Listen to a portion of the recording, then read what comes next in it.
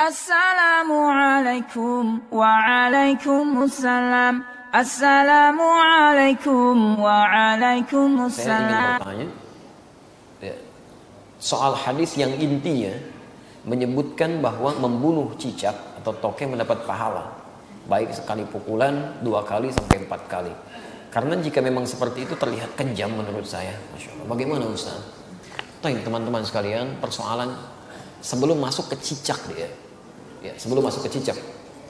Ada di hadis Muslim nomor hadis 2238 riwayat Sa'ad bin Abi Waqqas, termasuk nanti di Al-Bukhari nomor hadis 3359 riwayatnya Ummu Syuraik. Sebelum masuk ke persoalan cicak, Anda mesti pahami dulu hikmah Allah ketika menciptakan sesuatu makhluk apapun itu terdiri setidaknya dari 3 hal. 3 hal. Yang pertama, ada ujian kemaslahatan. Di makhluk itu dicipta supaya kita mengambil maslahat kebaikannya aja dari situ. Seperti saat Allah menciptakan lebah misalnya. Allah ciptakan lebah, ya. Ketika diciptakan kan buat supaya kita ngambil madunya kan.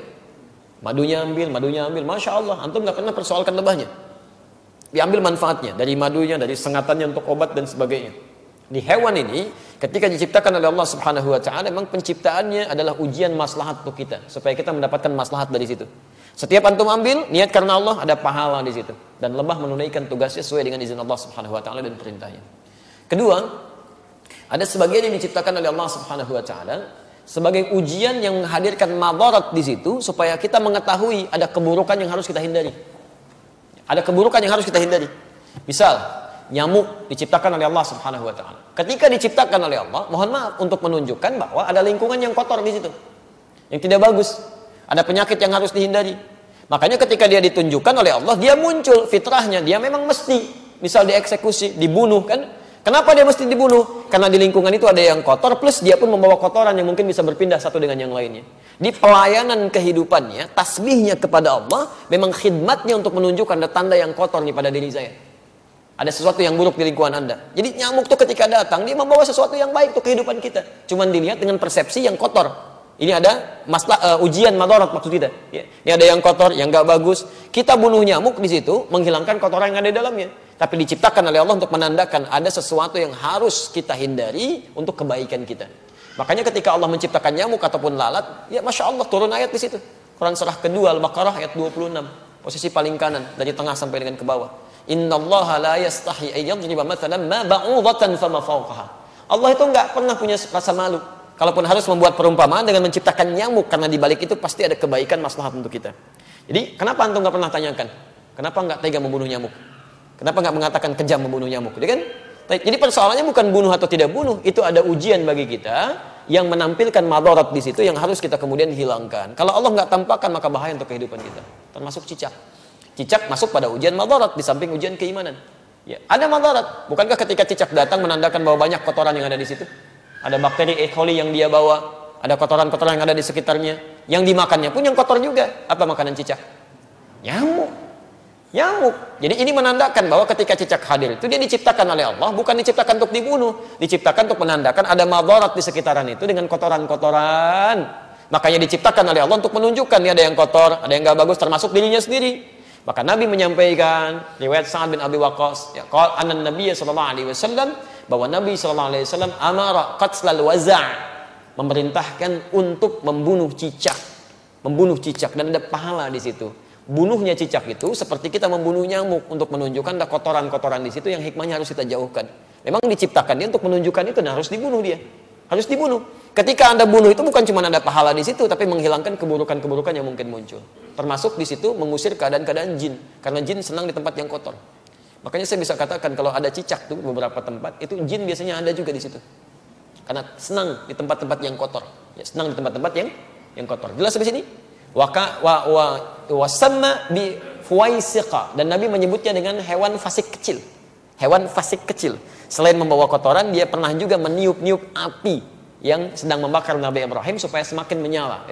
Ya, diharapkan menjadi dingin dan teduh, ini malah ditiup-tiup oleh hewan ini. Makanya ketika Anda membunuhnya, bukan cuma menghilangkan kotoran, tapi plus ada pahala di situ.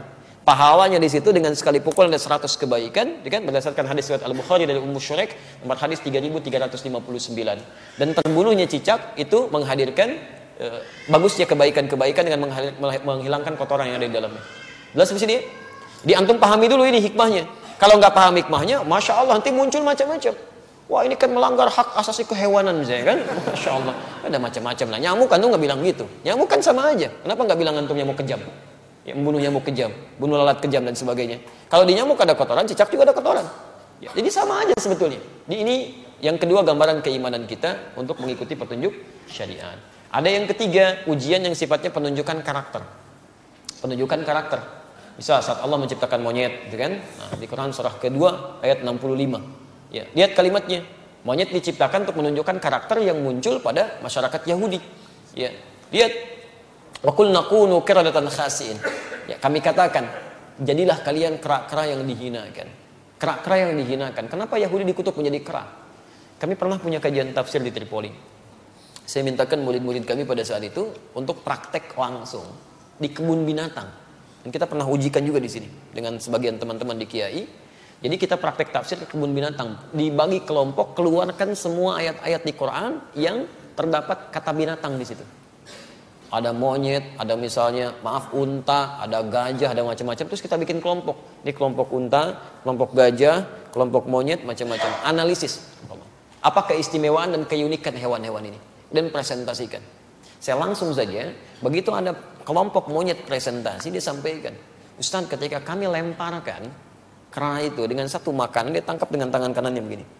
Kemudian kami lempar lagi, dia tangkap dengan kirinya begini. Lempar lagi, tangkap dengan kakinya dia begini. Lempar lagi kaki yang satunya lagi.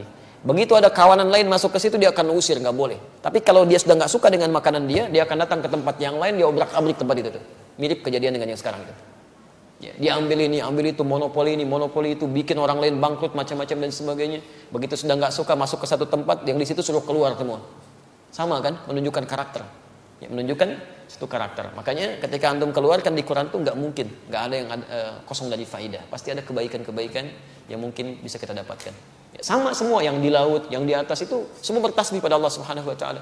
Hewan yang di darat, hewan yang di laut, ikan. Sebutkan jenis-jenis ikan, ya kan? Masya Allah, ikannya banyak tuh. Antum bisa sebutkan sekian. Kenapa antum senyum? Ini macam-macam nih. Itu aneh-aneh aja. Jangan ingat yang nggak betul lah ya. Kasihan anak itu. Namanya Ahsan. Orang Semarang itu punya masalah dia ya, punya masalah di lisannya. Jangan dicela, kasihan. Ya, punya masalah di lisannya, kita harus doakan pada Allah Subhanahu Wa Taala. Dan kalau menemukan kesalahan dalam sesuatu hal, untuk anak khususnya dalam pendidikan di Quran, di Sunnah, itu jangan minta diulang. Jelaskan kesalahannya. Man ra'a minkum munkaran falyughayyir bi yadihi aw bi lisanihi. Jadi kalau anak salah misalnya, coba sebutkan jenis-jenis nama ikan, ikan paus. Bukan ya, itu bukan paus. Kalau kamu sebutkan paus, itu tuh paus tuh paus, ya kan? Nah, ikan tuh harusnya paus. Paus, seketika sampaikan, bukan paus ya, paus. Maka dia mulai berkata, oh iya, paus. Langsung benarkan. Ya jangan minta diulang. Ulangi.